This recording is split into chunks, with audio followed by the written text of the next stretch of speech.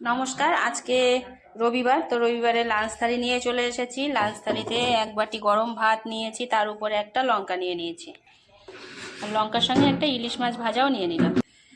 একটু আলু ভাজা সেটা নিয়ে নিচ্ছি, আর ডাল আছে সঙ্গে, একটু পার্শে মাছ ভাজা আছে সেটা নিয়ে নিচ্ছি, আর কুমড়ো পুঁই শাক দিয়ে ইলিশ মাছের মাথা দিয়ে একটু চচ্চড়ি করেছি অল্প করে, আর করেছি কাঁকড়া দিয়ে কুমড়ো পুঁই শাক দিয়ে চচ্চড়ি। মানে এটাই করছিলাম, কিন্তু মা তো আর কাঁকড়া খায় না, সেই জন্য মার জন্য আলাদা করে অল্প করে একটুখানি ইলিশ মাছের মাথা দিয়ে করেছি। কাঁকড়া খেতে ভীষণ ভালো লাগে। আর করেছি একটু তেলাপিয়া মাছ ছিল আর ইলিশ মাছ একসঙ্গে একটু ঝাল করেছি। এটা টমেটো পেঁয়াজ দিয়েই করেছি আজকে, আর সর্ষে বাটাটা দেইনি। আর করেছি লাল লাল ঝাল ঝাল চিকেন। চিকেনটা করেছি আলু দিয়েই। তো এই হলো আজকে লাঞ্চ থালি, একদম ভরা ভরা লাঞ্চ থালি, মাছ মাংস কাঁকড়া সব কিছুই।